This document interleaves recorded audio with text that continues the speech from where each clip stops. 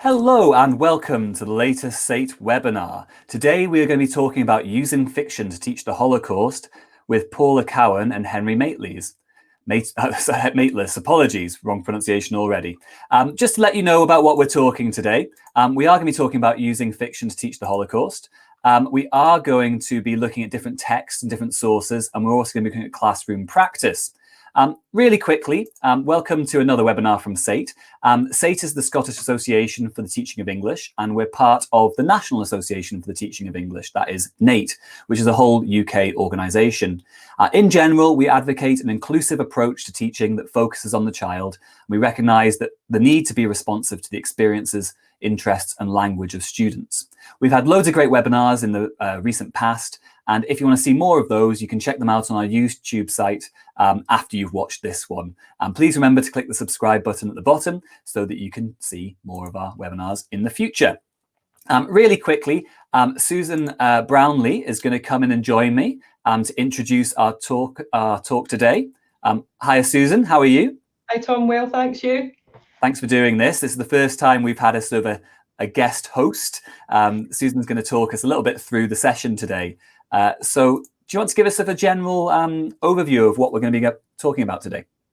Thanks, Tom. Welcome, everybody. I'm delighted that SATE's able to run this session tonight so early in the school year when teachers are already starting to plan texts. And I think English teachers will also have one eye on the possibility of blended learning that's lurking in the wings as well. This is the second session related to teaching the Holocaust through English that SATE has put on. The first was in 2016 in conjunction with the Holocaust Educational Trust. But tonight's session is in no way just a top-up or a refresher of that event, which I think is testimony to the complexity and importance of the subject matter. A very warm welcome and a big thank you to the speakers we have this evening. Not only are they well qualified, knowledgeable, but they also understand and have experience of the Scottish educational landscape as well. The next hour will go really quickly. It is recorded as all sessions are, so you can watch it again. But whether you are used to teaching texts in the context of the Holocaust, or whether this is new to you, there's going to be important takeaways for everybody tonight, and I hope you enjoy the session. English teachers have the luxury and flexibility to be able to choose their texts, particularly for critical essays, but with that opportunity does come responsibility as well. So I'm delighted to welcome Dr. Paula Cowan and Professor Henry Maitles tonight. Paula is Reader in Education at the University of the West of Scotland, and she researches and teaches in Holocaust Education and Citizenship. She's co-authored Understanding and Teaching Holocaust Education, and she has co-edited Holocaust Education in Primary Schools in the 21st Century. She's been a UK delegate to IHRA since 2009, and she's one of the authors of the recently published IHRA Recommendations for Teaching and Learning about the Holocaust, and I'm sure that will feature in her presentation. Henry, meanwhile, is Emeritus Professor of Education at UWS, and he researches and teaches in the areas of citizenship, human rights and values, the Holocaust and genocide, and in particular the impact of citizenship in initiatives in schools. He was a member of the Scottish Executive Review Group, which drew up the proposals for Education for Citizenship. And he has co-authored or authored 4 books, the most recent being Understanding and Teaching the Holocaust, Understanding and Teaching Holocaust Education, which he wrote with Paula. And he has also, before coming into higher education, he was a teacher in secondary schools in Lanarkshire for almost 20 years. I'm going to hand over now to Paula, who I think is going to start our session tonight. Welcome again, and I hope you enjoy participating. Thanks very much for that, Susan. We are going to hand over to Paula. She's going to be in charge of all the things that we see through this session, and I'm going to be in charge of the keeping it all on the road and making sure the technical aspects come along. So I'm going to add Paula and Henry to the stream. and get them started. How are we today, guys? We're good, thank you. Thank you very much. Well, thank you. Looking forward to it very much. Fantastic. And Paula, if you want to share your PowerPoint, I'll be able to add it to the stream, and we'll get started. As Susan was saying, there's going to be a limited amount of time to get everything that we need done today. Here we go. So I'll add it in, and it is over to you guys. Myself and Susan will say goodbye for now, and we'll see you at the end. There'll be some questions, and time for questions once you guys have finished the main presentation. Bye. Thank you so much for that kind introduction, and hello everybody. It's very strange. This is the first time I've actually done something online that I don't see anybody's face at all. And as a teacher, I'm always telling my students, you must scan the classroom and see your children's reactions as you teach. And this is absolutely at odds with my usual practice. So here goes. Susan, you talked about the luxury that English teachers have. I hope you don't mind if we also have the luxury, Henry and I, because we've tweaked our title slightly, okay? You had said it was going to be using fiction to teach the Holocaust. We've actually tweaked it, and Henry's going to explain in a minute why we've tweaked it, into using Holocaust fiction in the classroom. Thanks for mentioning and giving us a plug for our book. I do hope that people will read our book and will find our book useful, because it really is for teachers that this book is aimed at.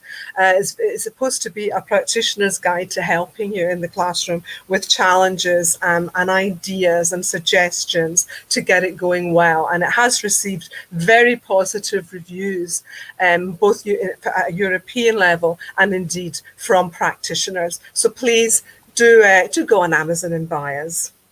I'll have special hello to anybody here who's from one of our Vision schools. I don't know if any of you have heard of Vision Schools Scotland. We do have a website, we do have a blog. We were launched in 2017, and we at the university, in partnership with the Holocaust Educational Trust, support teachers in their teaching of the Holocaust, but we also give an accreditation, we give an award to schools who manage to meet the 5 criteria of our award. And so far, we have got, I think it's 12 Vision schools at the moment in Scotland, with more being awarded later this year. So please have a look at what we've got to offer. Our website also has some good information for you, up-to-date information, particularly useful if you're doing things on Scotland and the Holocaust, because we like to give it that special focus. And we also do have on our blog a review, believe it or not, of Holocaust fictional texts. So yes, please do have a look at that, and it'd be lovely to hear from you again in the future. I also just want to talk a little bit about what's on the website and the blog. All these things are on it. One of the things I think that we're all very sensitive to just now is the need to always develop our own professional development, our own knowledge and skills in teaching, which is of course why you have webinars such as this today. And we do have short films by our teachers whose schools have become Vision schools, talking about how they've done it. Okay, and some of these teachers are history teachers, some of them are English teachers, some they come from teaching different curricular areas. We also have a distance learning module, which was launched last year, or rather piloted last year, and Susan went on it, so you can find out from Susan exactly how she found it beneficial to her professional development and teaching. And we run this from September to December, and so it's something to consider maybe for the future. It's a short module, but again, it's very closely linked to contemporary issues and to the Scottish teaching context. And with that, I'm going to pass you over to Henry, who's going to continue with the presentation. Thank you, Paula. And good afternoon, colleagues. It came as a tremendous shock there when Susan outlined that I'd been in schools in Lanarkshire for 18 years before I moved into the university sector. Some of you will be saying, surely not, he looks far too young, but I think not. I'm going to talk a little bit about the importance of Holocaust education before we look at the particular texts that there are around it. I come to this, as I say, from with 18 years or so of experience in a secondary school, and then over 20 years in the university sector. But one of the things I remember most closely from my school days, if you like, working as a history teacher, is very strong collaboration I had with my English colleague in the school that I was in. I spoke to him, so he doesn't mind me mentioning his name. He was called Mel Lynch. Some of you may know him as a teacher of English. He later went on to become a head teacher. But interestingly, was for years we were very close. He knew I taught the Holocaust. I knew he used the Diary of Anne Frank. But the truth is that we never collaborated in anything until the year before I left to go to the university. And it was a huge sign of weakness to me of what had happened in those intervening 9 years. But like all good teachers, I think, I learn at least as much from my mistakes as you do from your good practice. And it's something that I learned about and have more than rectified and argued for in the intervening years at the university. Paula and myself think one of our main contribution has been to argue, which of course seems to us and to you, I'm certain, like common sense or good sense, that lessons on the Holocaust need to be about the Holocaust and from the Holocaust, that we need to understand the context in which the Holocaust developed, but we also need to take seriously the language of never again that came out of the Holocaust, which means that we don't just learn about the Holocaust, we learn from it, so that it should never or as infrequently as possible be repeated. We can't say it never has been repeated because there have been genocides since then.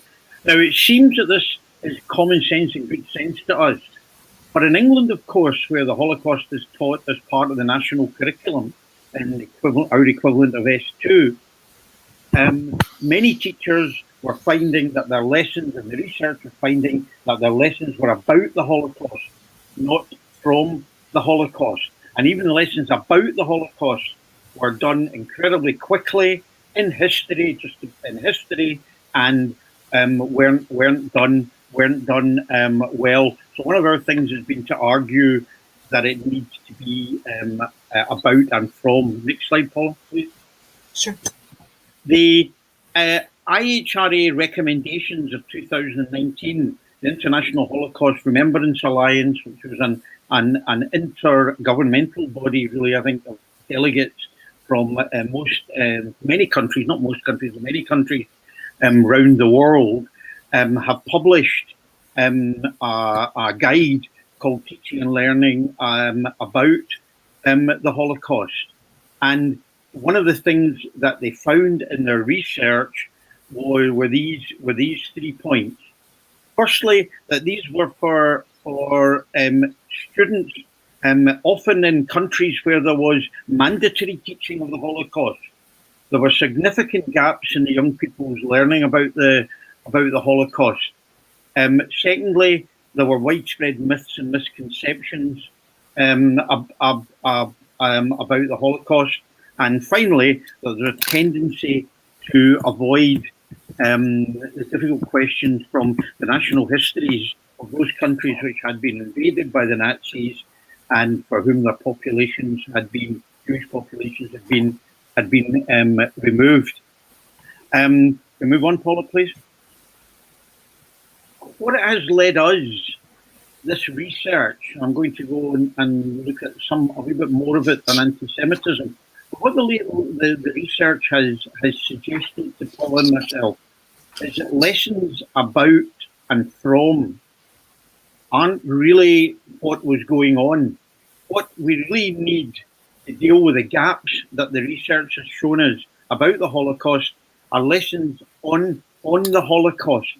This would be lessons primarily from the history department, lessons on the events that led to the Holocaust, and lessons about the Holocaust would be done by other subjects in the school in forms of interdisciplinary lessons where it's much better, where it's done at the best. But in other departments where, as I said, I did it with my colleague Mel, who did the Diary of Anne Frank, as I learned, did the lessons on the Holocaust. And that the responsibility of the school as a whole, that all the subjects in the school who are involved in it, would be the lessons from the Holocaust. What do we glean about what has happened since then that we should learn and try and avoid? One of the reasons for this, next slide, Paula. One of the reasons for this is that the research has suggested, and most of this research was done with English youngsters. And with the youngsters, or it's done with the English population, but the youngsters in the population, many of them would have grown up, if you like, having done the Holocaust throughout the national curriculum. And what they found was that half of adults aged 18 to 24, that is half of the cohort that they investigated, about 2,000 people in this piece of research, only half of them could had any concept of what anti-Semitism was after learning about the Holocaust. Only half of them, of 18 to 24. As you went, funnily enough, as you went up the older age group, a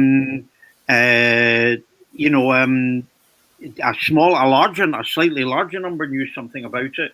So the biggest group of people who didn't know anything about anti-Semitism had been a group of people who had been through Holocaust learning in the schools, right? So there's something, I think, a little bit worrying there, particularly as right in the summer that we've gone through, and even in lockdown, there have been a whole number of conspiracy theories that have come out and been developed, and issues that have come out around anti-Semitism.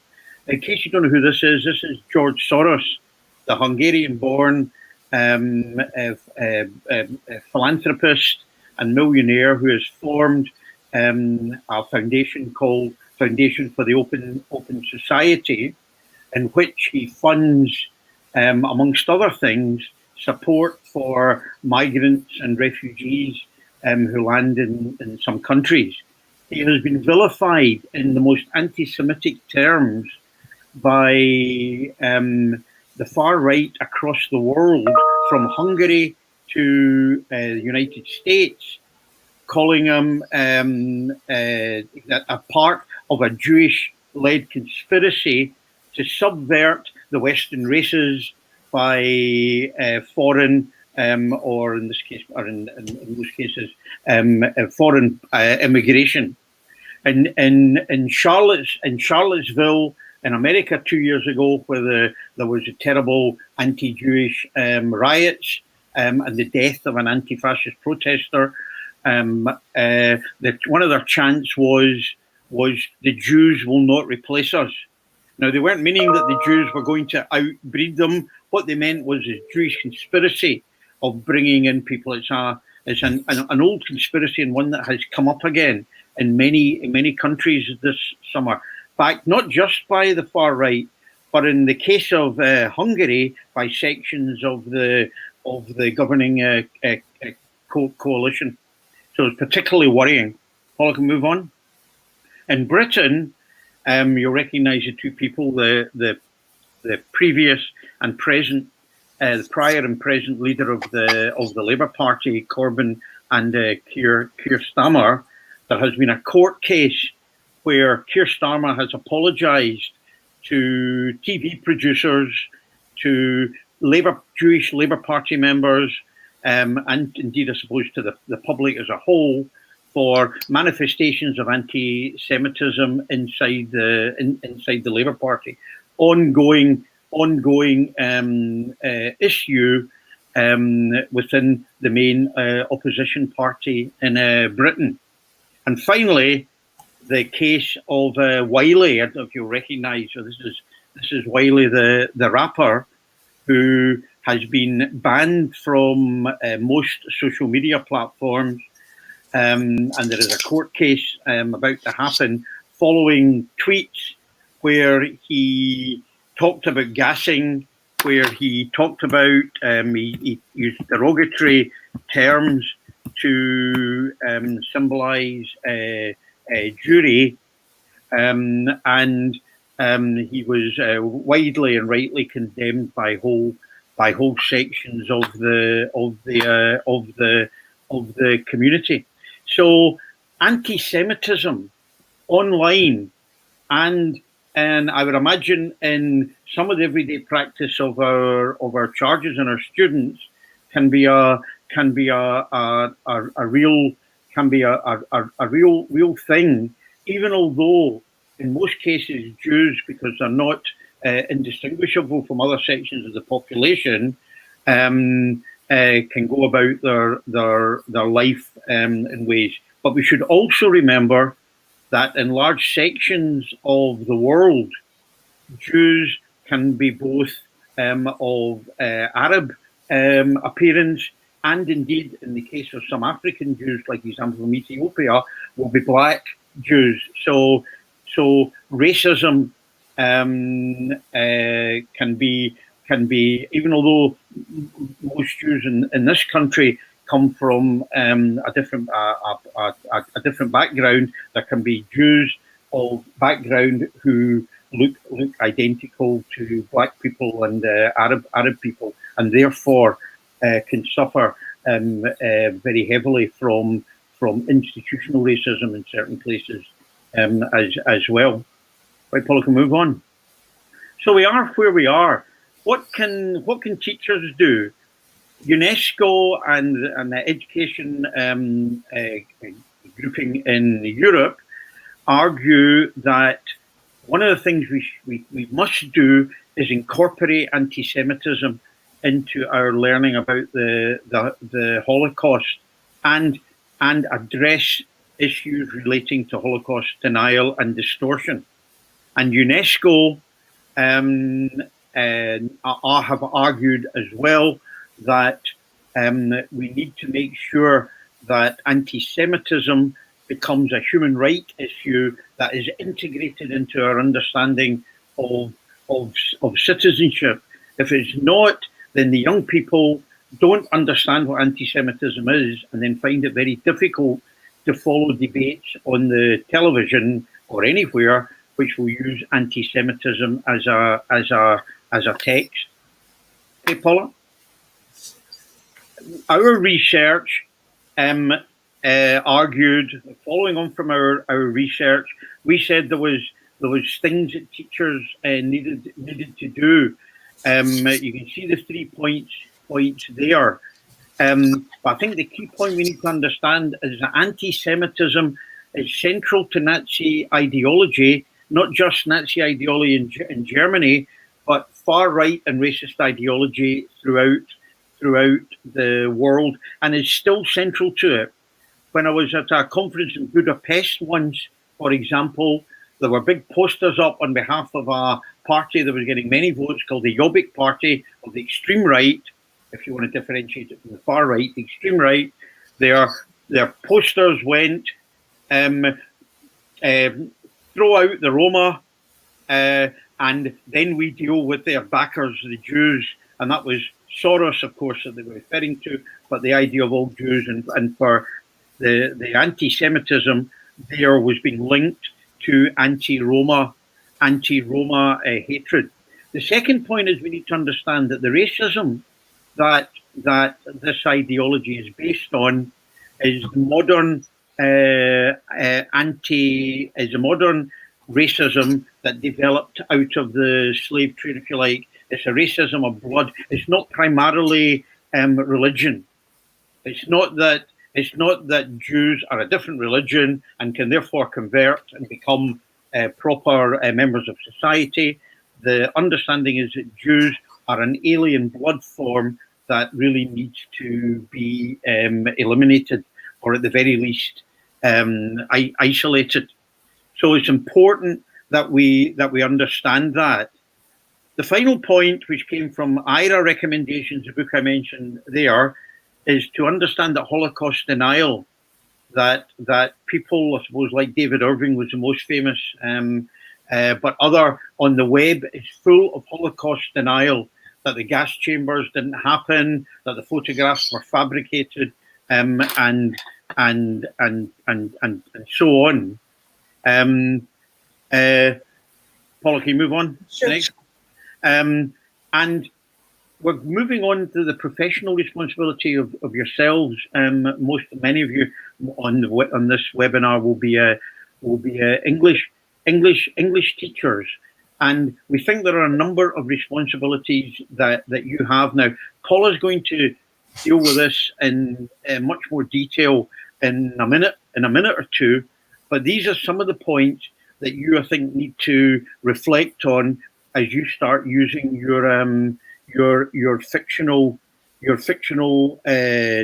texts, and they become, I think, important, particularly important, because it will be primarily you that will be using the Holocaust fictional texts. So my final couple of points, can you move on, Paula? My final couple of points is to look at, I used the issue of Holocaust denial and distortion. Now, Deborah Lipstadt, one of the most, he's written a book called Holocaust Denial, famous book on Holocaust denial, and who was sued, I think, by David Irving in the court, who claimed that she had slandered him and libeled him. The court found that she hadn't. But the Holocaust, of course, was the best documented genocide in the world. There were tens of thousands of survivors of the various camps. There were 6 million or so killed, but there were hundreds of thousands of survivors who lived in the forests or survived the camps or managed to escape or whatever. If the Holocaust deniers are right, and this is all a complete and total conspiracy and a fabrication by the West or by Jewish leaders, then a whole host of people would have to be wrong. Not just the survivors, not just people like, some of you will be familiar with Primo Levi's work, not just the Italian Holocaust survivor Primo Levi. He would have to be a fabricator if his works are wrong. He would have to have made it up. He would have to have been lying. But lots of other people would be wrong as well. Paula, can we move on? Other people who would be wrong would be the bystanders, for example, those non-Jews who watched and recorded as their Jewish neighbours would be marched away. This is not to be overly critical of them, because the Nazis were very clever and destroyed the community organisations that would have led opposition to this. The first victims of the Nazis, of course, were the community leaders, the socialists, the religious leaders, and then they came for the Jews after these people were already in prison camps. So the bystanders, the people who watched Jews getting taken away, they would also have to be wrong. The historians who have written, the wonderful historian, well, present company accepted, the wonderful historians who have written about the Holocaust would also have to be wrong. Their primary sources would also have to be wrong. And of course, who else would have to be wrong? The Nazis, many of whom actually admitted their guilt in trials after the war, the camp guards, they would all have to be wrong as well. Now, it's important that we challenge Holocaust denial and distortion, because if we don't do it, these are areas that can grow because the survivors are dying out. The numbers of survivors that there are of the Holocaust, of course, people who were there between 1942 and 1941 and 1945 are, of course, dying out. The key age for surviving the camps was to be about 18 or between 18 and 24. They are dying out now, as are other survivors. So the argument is going to come down to the people who record these kind of things, and it's important that we challenge it. And the final point I want to make is that when it comes to Holocaust denial and distortion, one of the key things that IHRA have argued that we need to make sure is that countries don't deny their own responsibility in the events that took place. I've got this picture up because Poland have at one and the same time opened a marvelous new Museum of Jewish History in Warsaw, the government, and at the same time are looking to pass a law which denies any Polish involvement in the Holocaust. Now, the truth is that the Nazis couldn't have run and transported millions of Jews without there being some level of involvement. Some of it quite minor, compromises to survive. In other cases, collaboration with the Nazis to ensure that people were taken away. And although there is a big campaign to stop Poland passing the law, one of the things that you notice if you go to the museum is they always talk about the German Nazis rounding up the Jews, whereas in many cases it would be the Polish police that were rounding up the Jews. And similar to what, of course, went on in Vichy France, similar to what went on in the Ukraine, similar to what went on in Hungary, and so on. And we mustn't ignore that responsibility, because if we do, then it distorts our understanding and learning of the Holocaust. And particularly when it comes to fiction, I think that we need to make sure that these things are well thought through. So I'm now going to pass on to Paula, who's going to look specifically for the next half hour or so at Holocaust resources. Thank you, Henry. I think actually this might be a nice time, Tom, if we can just have a little bit of a pause before I start the next section and just ask people a question. But I'd like to ask you a question. I'd like to put the answers at the side there with the chat, but I do not want you to Google the answer. I would like you just to give me your gut answer, what you think the answer is, okay? So I'm going to ask a question, and Tom's going to put up 5 possible answers, okay? So please just play along with me, because it would be nice to come back to this at the end of the webinar. So my question is, which country in Europe today has the largest Jewish population? And Tom, if you would like to, can you show us the 5 possible answers? They're there. Oh, I can't see them. That's fine. That's good. Okay, so I'm just going to continue and just, you've got to note that and just keep writing and chatting away, but no Googling, all right? Okay, so I'm going to look now at looking at research in children's fiction in this particular area. And I'm sure it's going to be no surprise to you, it shouldn't be any surprise to you, to know that there are many benefits to using the children's fiction in teaching history, full stop. And by default, that should apply to the Holocaust. And here we've got a couple of reasons here. We've got readability and accessibility, developing empathy.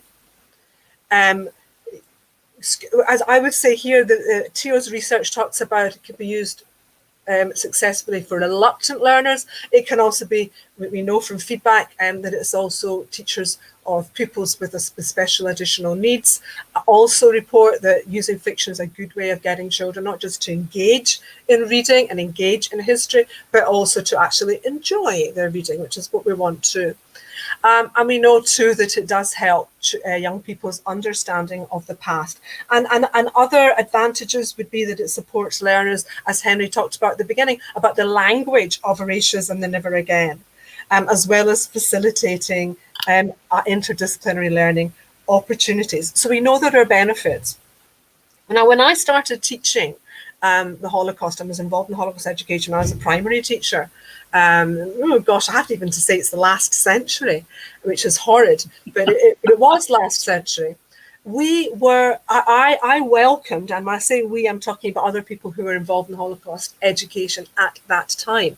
We welcomed fictional texts on the Holocaust in the classroom, because we thought, wow, teaching the Holocaust is so marginal just now. This is a real way, a really good way of making it become more mainstream. Now, I think we're living in a different time now, thankfully, you may say, where there's been a lot of transformation in Holocaust education. One of these has been the introduction of Holocaust Memorial Day. Another has been the Lessons from Auschwitz program, both of which I think have contributed to making Holocaust education more mainstream. So today, I guess I don't have quite the same feeling about fiction. And I think that the question I want you to consider just now is this the same today? Are we welcoming it automatically? Should it be the case today? And of course, Theo's also got a couple of little concerns there, or maybe major concerns there. Two of which we're going to talk about, we're going to discuss further.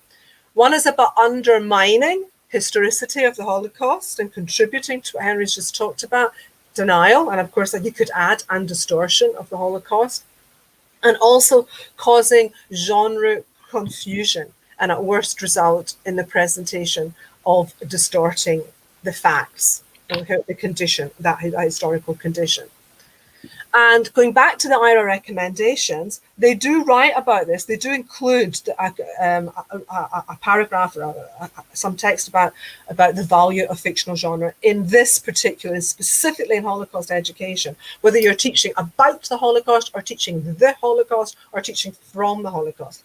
They say fictional genre, poems, films, novels about the Holocaust can never replace a thorough study of the historical events, but they can offer a personal approach. They can offer specific insights into the nature and consequences of the crime. Fictional resources should respect the specific events, facts, and conditions of the Holocaust. And here comes the responsibility word, which I think Susan mentioned at the beginning, and I think Henry also mentioned it. It's educators' responsibility to prevent misinformation about the Holocaust.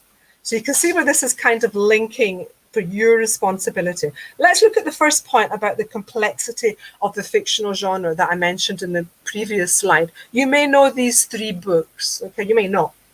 The first one, Pennies for Hitler, as the cover suggests, is a young person's book. It won a prize. It was the winner of the New South Wales Premier's Young People's Prize in 2013. This book, in case you don't know it, tells the story of the Battle of Britain and the experiences of a Jewish refugee. And as you can see, it's for younger readers. Okay, let's look at the second book, which I suspect you can't all nod because I can't see you nodding, but I suspect you're more familiar with it. The graphic novel Mouse by Art Spiegelman. This book won the Pulitzer Prize in 1992. It didn't win a Pulitzer Prize for fiction or non-fiction because they didn't know which genre to put it in. And you can see why they don't know which genre to put it in, because the mice don't talk and don't behave like that, and that's not the case. It's not reality. But of course, the actual chronology and the condition of the events that's described in the book was very much the experiences of Art Spiegelman's father during the Holocaust. Then we come to the third one, Emil and Carl, a novel by Jan Kev Glashstein. You may not have heard of this book before. It hasn't won awards, at least not that I know of. It tells the story. You might be able to sort of kind of get an idea from the cover of. Check this for originality. Two boys who live in Germany at this time. One is a German Jewish boy. The other is a German non-Jewish thing. It's a Christian boy. That might remind you of something. And it's about the friendship they have, because they have to basically deal with some terrible events on their own as their parents have been taken away from them during the build-up to what's become known as the Holocaust. The interesting thing about this book, though, is that it was written in 1940, and it was written in Yiddish. And as you can see from the cover, it's also for young readers. So Gleichstein wrote this book, and it is, I would say it's a fairly dark book. It's quite a terrifying book. But he wrote this book not knowing anything about the final solution, and indeed what was going to become the fate of young children like Emil, like Lebio, Emil and Carl's. So I just show you that to show the complexity of genres in Holocaust fiction.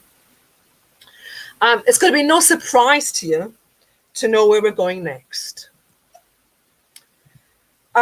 We're going to look at The Boy in the Striped Pajamas, and I've shown the two covers because they kind of show I don't know if you want to call it the progression or the change in this book, in that it was, when it came out, first of all, I think in 2006, it was primarily for adults, for young adults, I would say, for young adults or adults.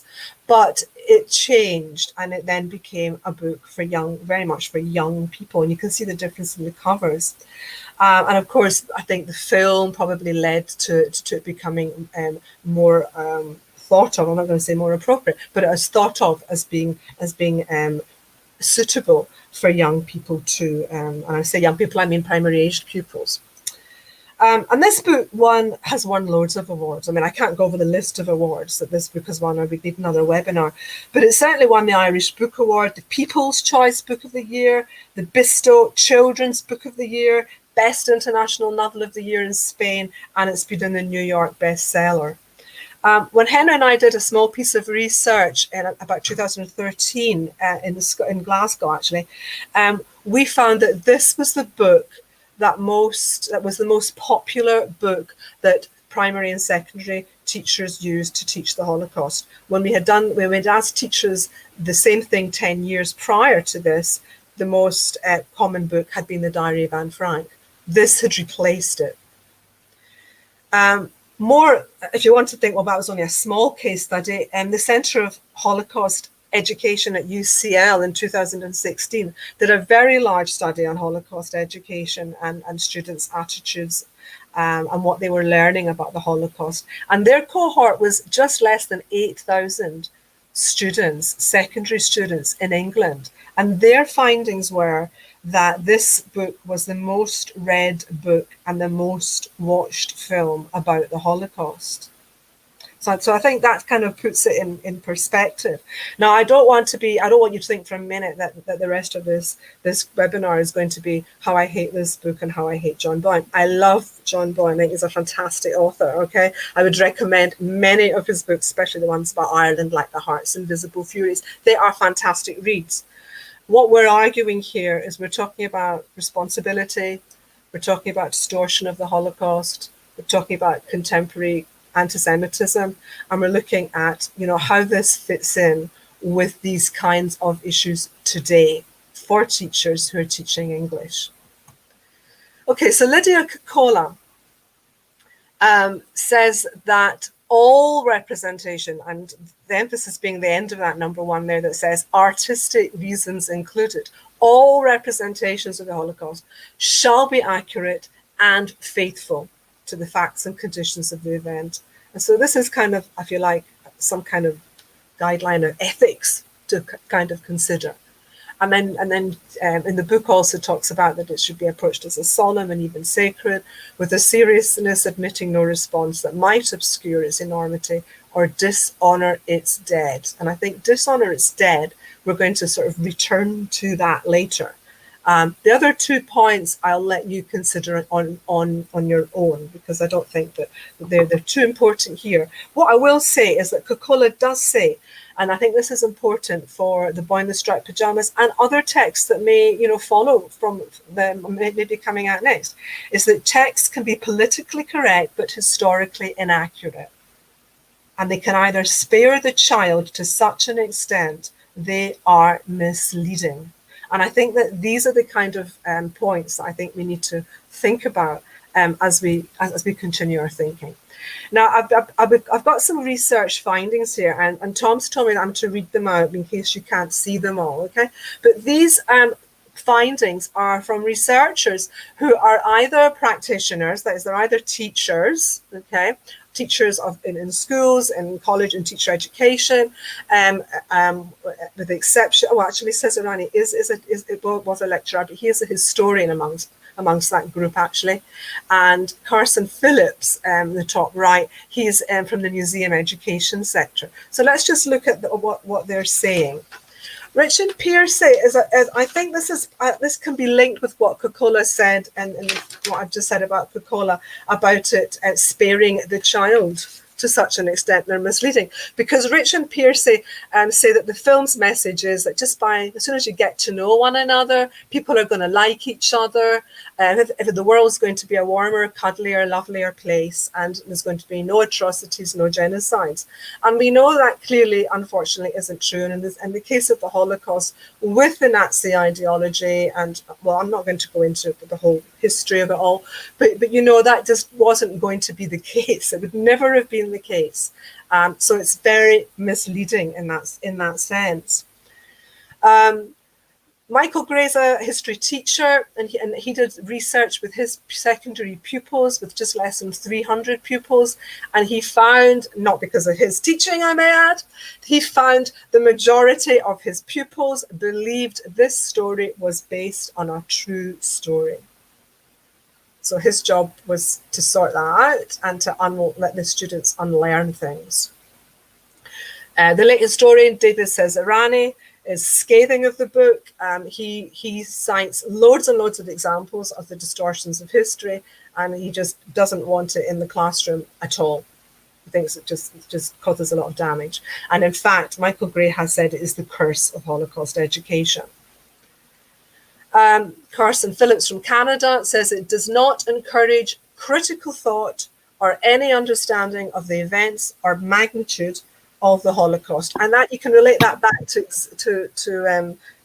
what we're talking about being truthful to the events. And he's saying it's falling short. It's falling short. If we said that using fiction was going to develop criticality, then it's not. It might be a criticality of a character, but it's not. It's doing harm for the historical aspect of the historicity of the Holocaust. What we say, what Henry and I say, is we don't like it, especially for teaching it to young people as their first lessons of the Holocaust. We don't like the book for that. But we also don't like it because we said at the beginning one of the benefits of using fiction was developing empathy.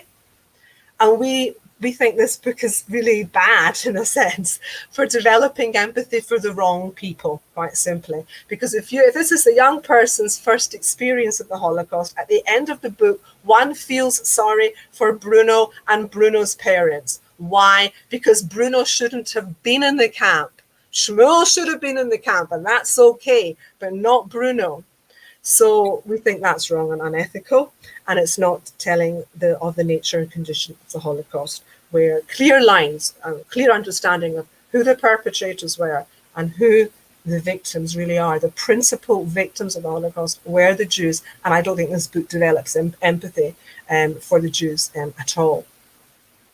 Now you might think, hold on, that they're just history teachers or teacher education. What about people who work in teaching English? And that's where I'm coming to next. Ruth Gilbert says Boyne's text raises issues about the exploitation of history for the sake of the story.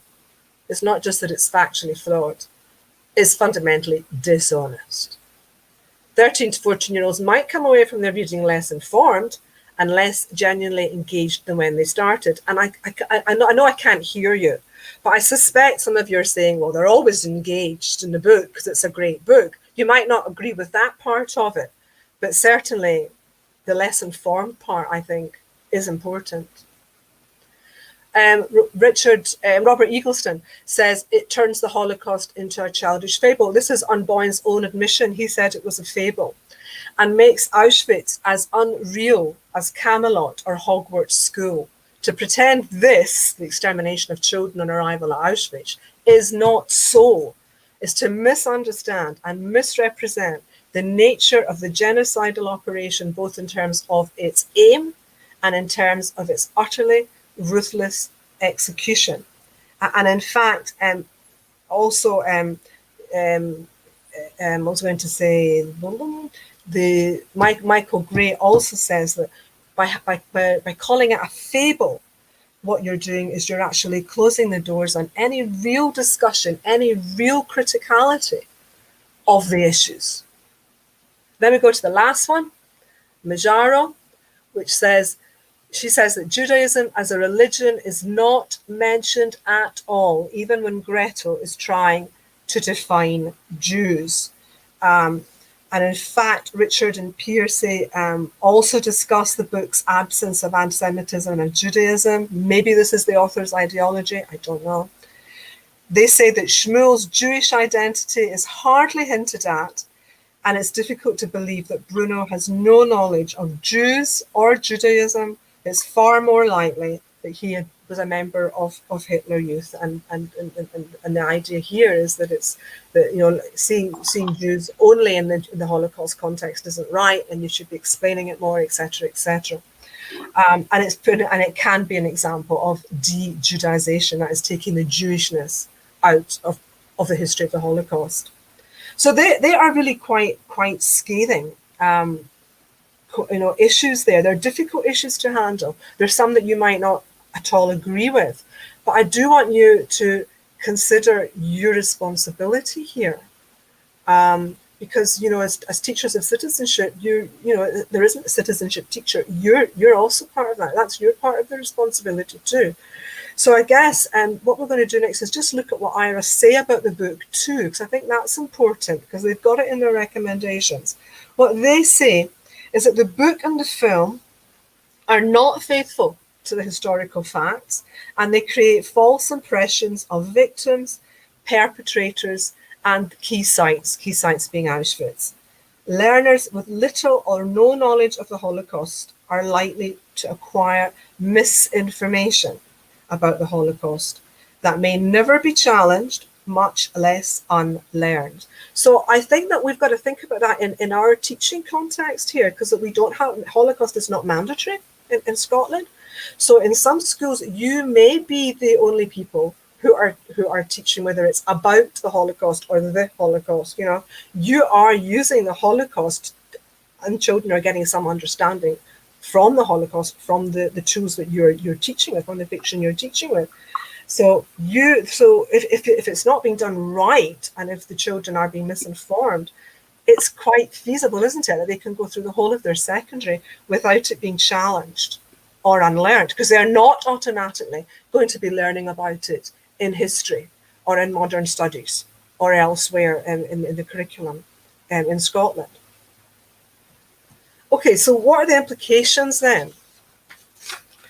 Well, I think we're saying avoid, quite simply. We're going to say avoid using it, especially when you're teaching it teaching the Holocaust for the first time, and you don't think that the children know anything about the Holocaust.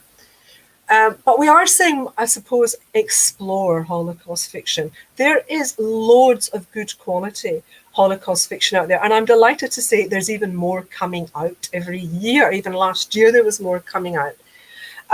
Certainly the Holocaust Educational Trust have got a guide, and online have got a guidelines for teaching the Holocaust for teachers of English, so that's worth looking at.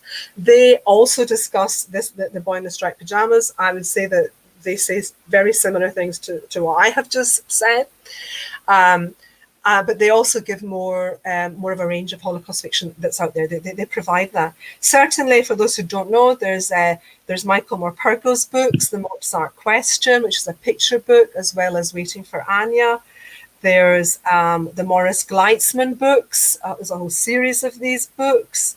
There's also last year, there was R.J. Palazzo came out with White Bird, which is another graphic novel, which has also received very, very good reviews so far. So there's loads of Holocaust fiction out there that will not render it being meaningless and will not be distorting or providing misinformation to your students. If you want to use it, but it's a lot of work. If you're going to take your responsibility of teaching citizenship seriously, it's a lot of work for you to do. I really want to emphasize that. So if you must use the novel, you simply must, because you just love it and you've got loads in the school and you're not going to remove them from the school because you'll get told off. Find out what the children know about the Holocaust, first of all. Ensure pupils have previously engaged in the Holocaust. Do take some responsibility to address the historical inaccuracies and consider or introduce, new non-fictional resources that can be used I've got a typo there, that can be used alongside the novel to teach the nature, the conditions, the facts, the reality of the Holocaust and address the faults of a novel or any fictional text. There might be a use for it. Maybe you want to use it for assessment. I know that one teacher came up to me and said they used Boy in Striped Pajamas for senior pupils at the end of their Holocaust learning. They made an activity up using some extracts and it was assessing their learning of the Holocaust. So maybe there is a use for the book elsewhere. Okay, similarly, in using Holocaust fiction to teach the Holocaust, well, I think this is similar to what I've already said, really. In finding out what your pupils have already know about the Holocaust, but being professional to amend your lesson plans to suit this. So you're not being directed by a fictional text. You're being directed by prior knowledge of your pupils. I've talked about the inaccuracies. I've talked about the other resources. I just want to emphasize it again, because I think that probably, all fictional texts will have some shortcomings. And I think that it's a difficult thing I'm asking of you to do, but I think it's something that you should be considering. And consider how you can develop your teaching program with your colleagues who are teaching history or modern studies, and so how you can develop your teaching of Holocaust in an interdisciplinary way, so that you're building on the learning of the pupils' learning of the Holocaust, and indeed sharing some good practice and ideas. Now, at this point, before I go right to the end of my conclusions, I want to go back to your answers to my question. Can we do that? Tom, what was the answers? I can't see, so you're going to have to tell me. Having to add myself in here and jump into the conversation. So quite a few people thought it was a sort of a trick question. I don't know the answer here. And went for E, actually. Sorry, which one is E? Is that none of the above? E was none of the above. Personally, I would say my guess would be B, Germany, but only because I'm a contrarian. Okay. Susan, can I ask you to just, for the fun of it? Susan, you need to unmute here. I'm going with E. You're going with none of the above. You really think we're going to give you a trick question? You're absolutely right. I'm going to take that one out of the next time I do it. No, just come across as sneaky, Paula. Sorry? You come across as sneaky. No, it's not a trick question. Because the reason why I did it was because Henry started off talking about the summer of our discontent, about what's been happening in Britain this year. And it struck me that some countries will be looking at us, and not know that we're responsible for the 42-year-old rapper Wiley who writes what he does and tweets what he does, but they can be looking at us and saying, and I have been at European meetings, not obviously recently, but I have been at European conferences where all they hear about is what's happening in the Labour Party, and they hear about an anti-Semitic this and anti-Semitic that, and they think that they've got this idea that the UK is a very anti-Semitic country, and so I just wanted to sort of do this because other countries are thinking that of us just now, and I think that we probably have some ideas of other countries too. But in actual fact, it wasn't a trick question. Let me tell you that France is the country today that has got the largest Jewish community.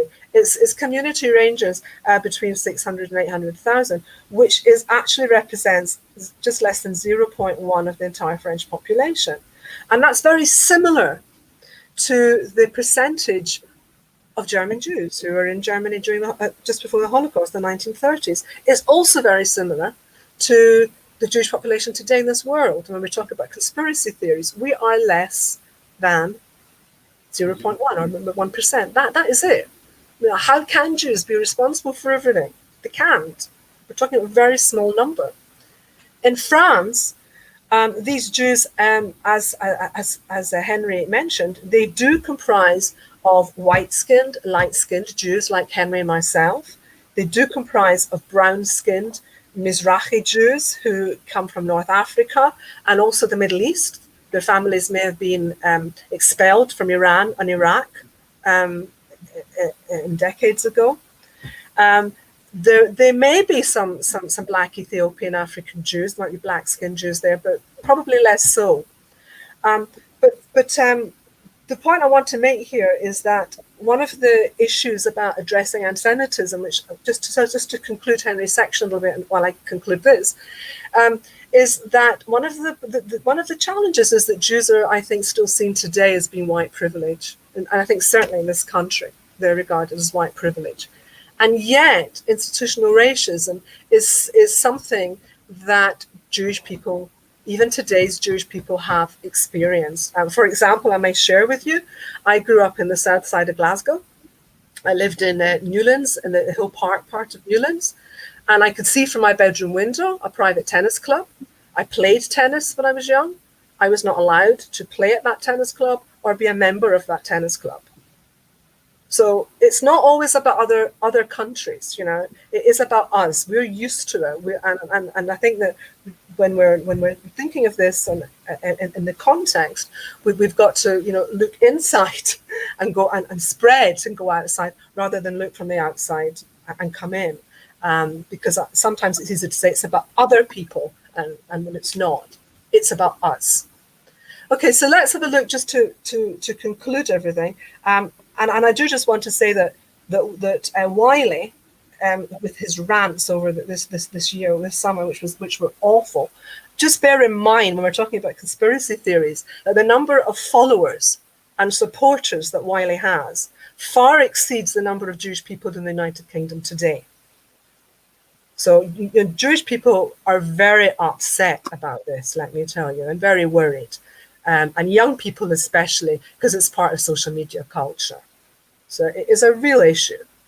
Okay, so I'm just going to conclude with the ideas that I've talked about with fiction, bringing it all together. We've talked that fiction can be beneficial, and it can be, I think, can be harmful in developing a young person's understanding of the Holocaust. I don't know if there are any history teachers out there who are listening to me just now, but if you're teachers of history, you'll know that it's very hard to teach something that's been learned the wrong way. To unlearn something is far more difficult than to teach something from scratch. There is an extensive range of texts and films on the Holocaust out there. Please go and seek, and ye shall find. Okay, and please, I'm interested if you want to put some reviews on the Vision School blog. Please just email me, because I'd be delighted to do that. But I do understand that it doesn't present a huge challenge to you as teachers of English. I'm absolutely sure about that.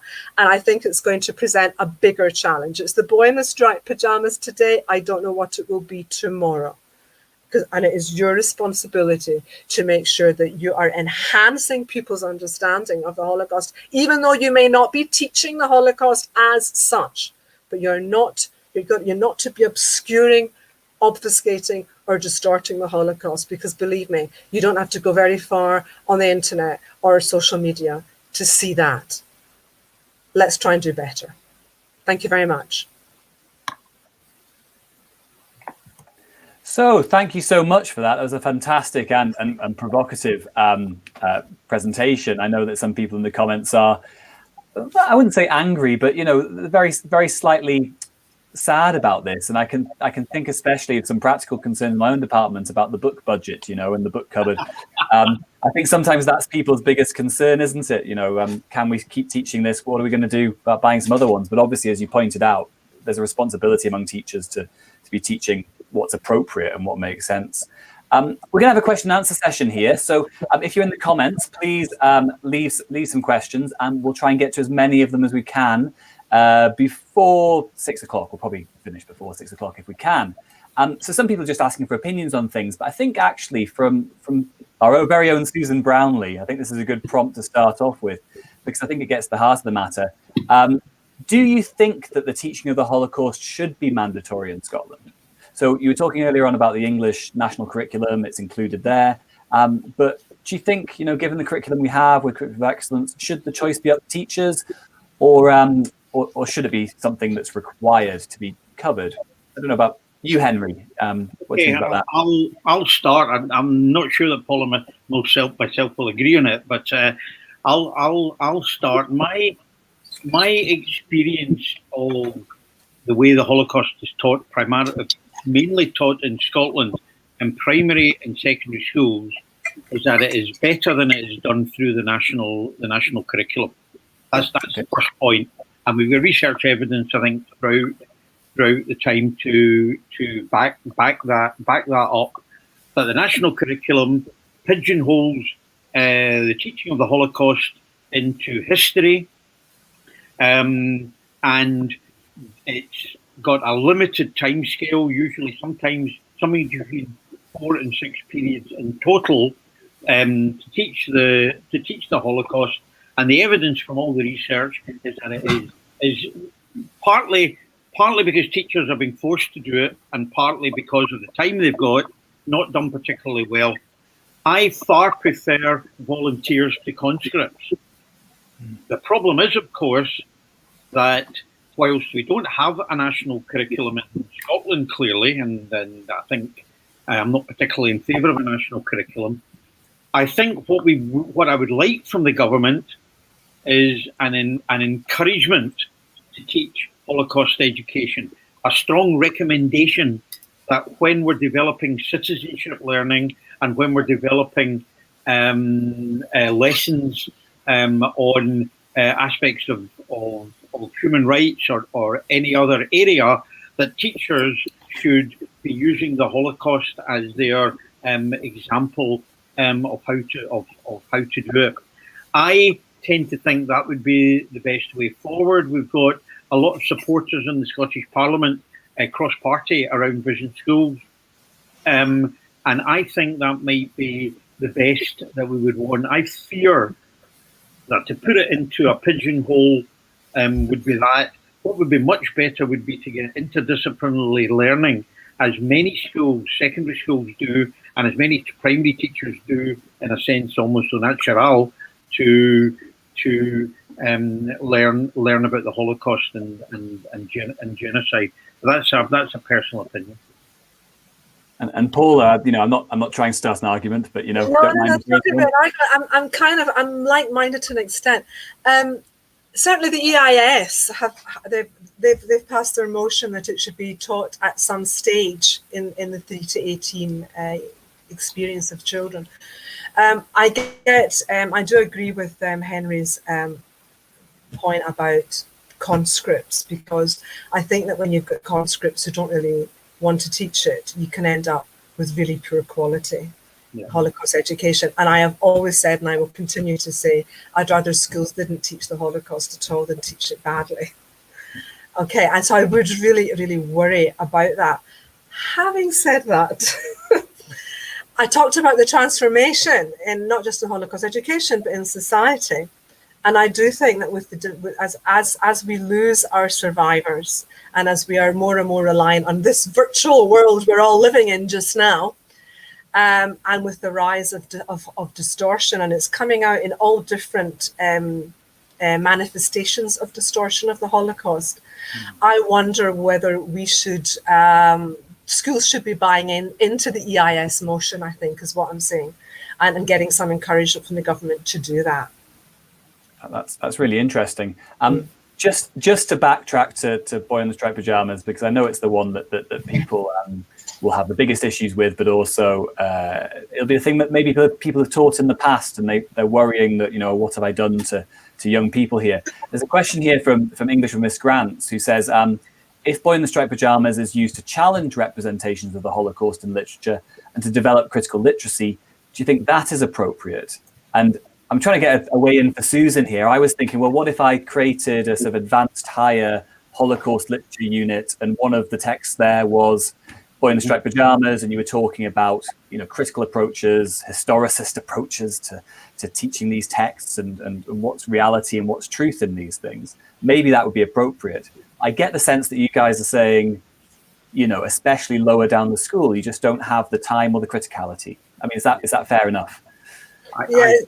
Well, as far as I'm concerned, it's about knowledge. It's about pupil knowledge and understanding.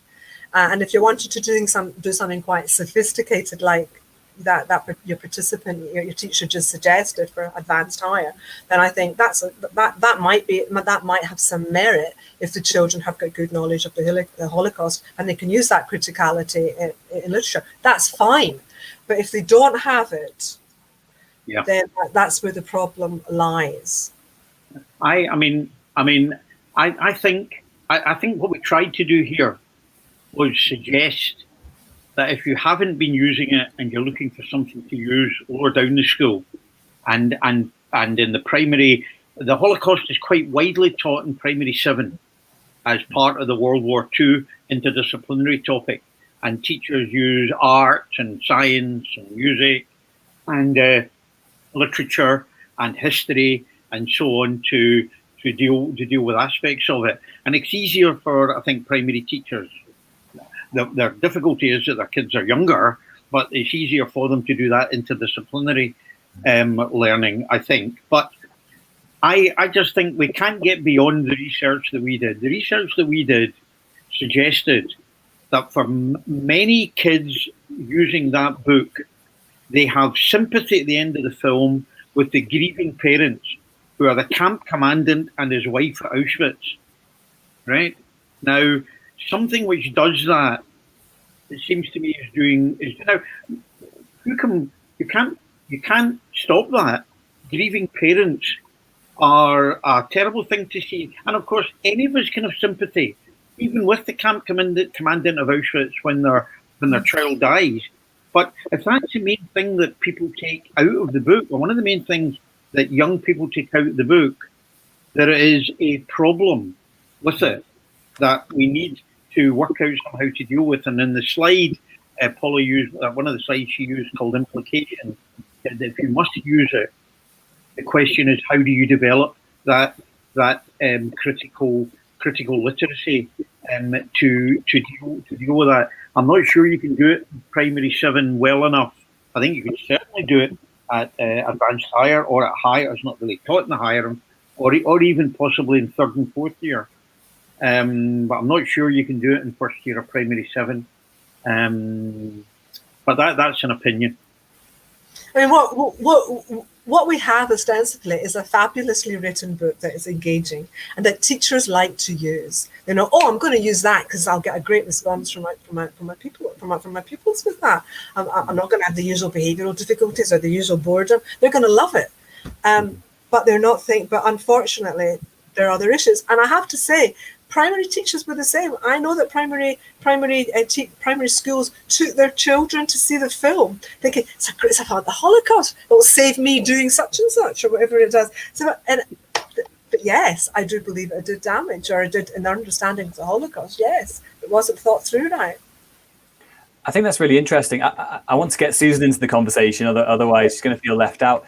As an English teacher as well, like me, I was listening to this and thinking, actually, as an English teacher, we often choose a book because we want to teach a skill, and we're not necessarily thinking about the actual subject of the book. So the thing that you're saying about Boy in Striped Pajamas is we want people to learn about empathy and sympathy and point of view, and it's good for all those reasons. It's just a shame it's about the Holocaust, but yet it leaves people thinking that the Holocaust is all about the poor camp commander, as you described. Do you think, Susan, that maybe English teachers need to be a bit more, cognizant of the ethics of choosing books. I like that quote that you said earlier on, that the problem is the exploitation of history for the sake of a story.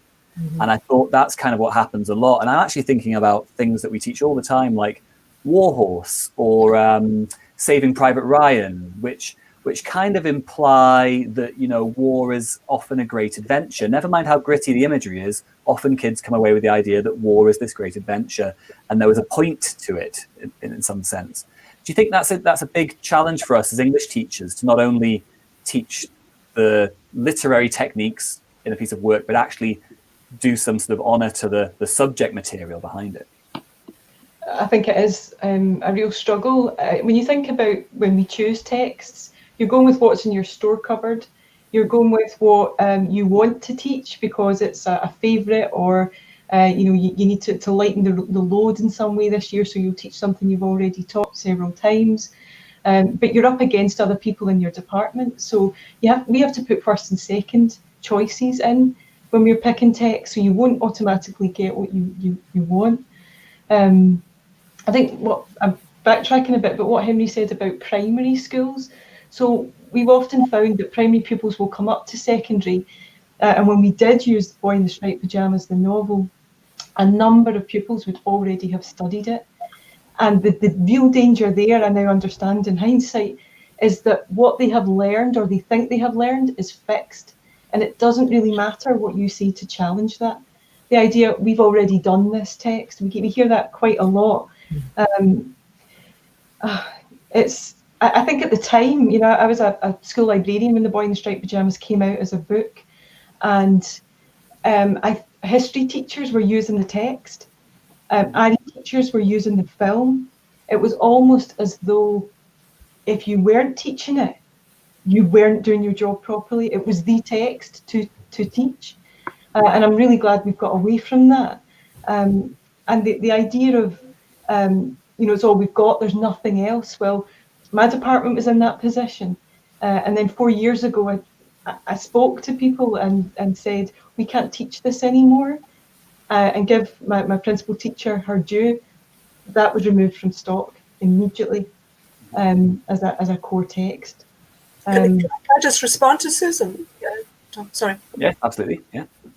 Just about thanks so much for that. I just wanted to respond to, and that is that I know a primary school teacher, primary 7 teacher, a couple of years ago, who was teaching the Holocaust as part of World War II, and he said to the children, we're going to be doing a book as we're engaging in this study, and he said that the book is Hannah's Suitcase by Karen Levine, and showed them the book, and the kids went, why are we not doing The Boy in the Striped Pyjamas? But the other point I want to make, though, is that the point you're making about The Boy in the Striped Pyjamas or fictional text, especially The Boy in the Striped Pyjamas specifically, the fact that it's in the IHRA recommendation shows that this is not a UK problem. This is a European problem. So, teachers, this is IHRA has got 32 member countries, and they're mainly in Europe, but it also includes Australia, Canada, America, Israel, and Argentina. Okay, they're all saying it. I think it's interesting. I'm looking at the comments really quickly as well, because I was just going to comment on that, Tom. The absolutely. So can I just? There's some really interesting, and I think quite angry comments from Mrs. Grant, English and Mrs. Grant. It's not to. I think what she said is really interesting, and I think the point we were trying to do was not to guilt trip teachers. That we have managed. That we know there are many teachers who manage to incorporate The Boy in the Striped Pyjamas as one amongst a whole number of non-fiction texts that they also use. And the kids can therefore critically question The Boy in the Striped Pyjamas because it doesn't relate to what they've done. It doesn't relate to what they've done it and seen in the non-fiction text. What worries us, I suppose, is that there'll be some circumstances where the only text used is The Boy in the Striped Pyjamas, and where teachers are using The Boy in the Striped Pyjamas in a particular way, right, to develop the criticality that can be developed without in that sense, developing without in that sense developing the empathy for their own people, if you like, in the thing, then it can, of course, be used well. Paula gave one example of using it for assessment. Your contributors in the comments gave another example of using it to develop exactly the criticality and questioning that Paula and myself have been talking about. And I think that's the way to do it. But if it's the only text that you're using, I think there is a problem with it that we can't get beyond. I think that's a great way to put it. That, you know, if that's going to be a young person in Scotland only teaching about the Holocaust, then choose a different book in general. You know, if that's all, if you're just going to do it as a novel study in an English classroom in the way we do any other novel, it maybe doesn't work like that without bringing in other sources and the sort of criticality we're trying to build in our young people all the time. But for all the will in the world, there isn't always time for with every novel, you know, to go around it in those sorts of ways. I'm looking at the time. It's about 10 to 6. There's a really good point at the bottom here, which I think is really interesting. Noel is saying that he likes the idea of using Boy in the Striped Pajamas with S3 upwards to challenge representations, especially in interdisciplinary learning. But also there might be a case in the PGDE and for initial teacher training in English. Sorry for blocking you out there. There's maybe a case for saying that we should be teaching the ethics of book choice. You know, there's always this balance in English, I think, between choosing books that we know the students will like to read and choosing books that they need to read. And need includes kind of things that are going to challenge them, that they're not going to think they'll enjoy, but that they'll get something out of, even if it's not their favorite thing. Because you do get these classes who always say, oh, you know, the class across the hallway got to do this book. When do we get to do it?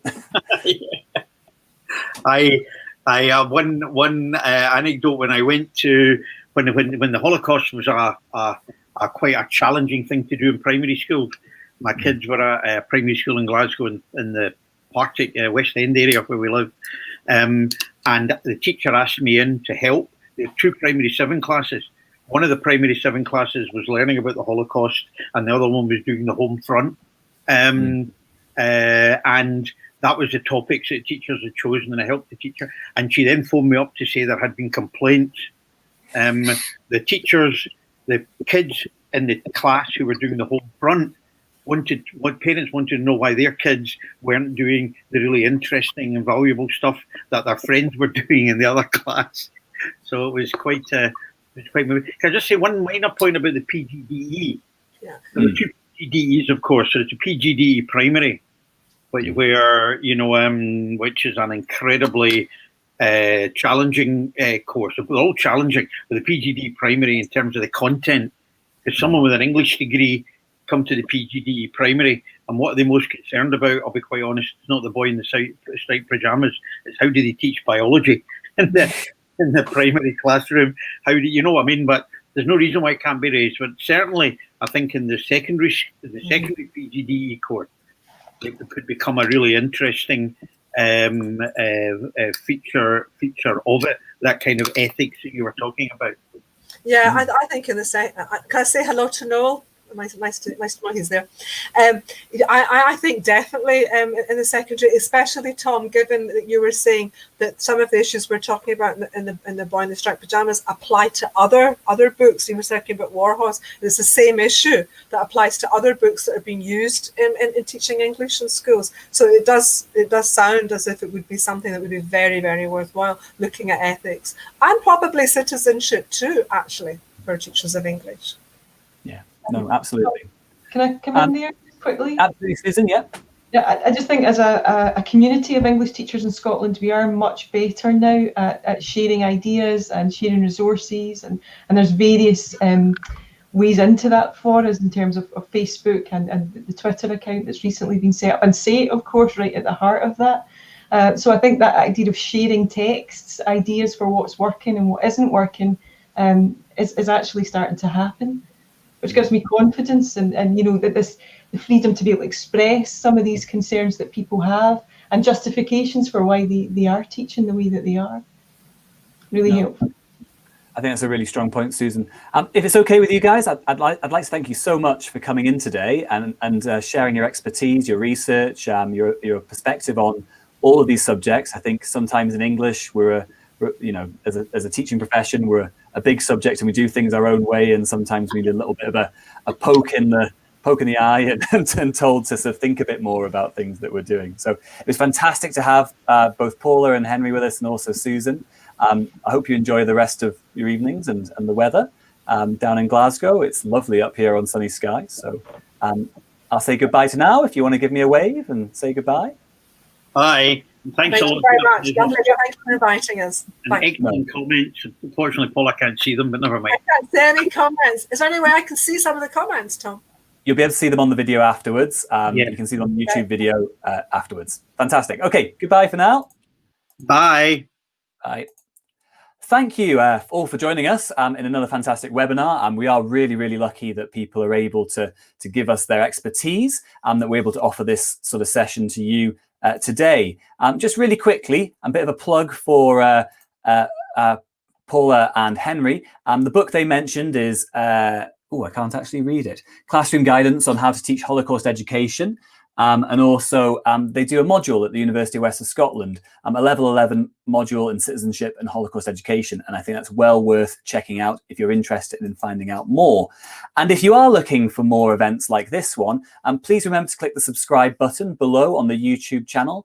Follow us on Twitter @SateFeed, and also look on Twitter for our podcast feed, where this should be going out pretty quickly, and you can listen to it again. And you can also listen to all of our other webinars that we've been doing over the summer and the start of this year there on the podcast feed. Sorry, I forgot what I was going to say there. Thank you very much for joining us today. Thank you for everyone for your comments. They were absolutely fantastic. They really do help challenge us in terms of our thinking when we're running these sessions. If you do have any requests or any sessions you'd like us to put on in the future, please do get in touch and we will try and find a panel of experts to go with it. Or maybe you'd like to come on and do something and demonstrate something about your teaching in the classroom on one of our webinars. Lovely to see you today. Thanks so much and see you next time.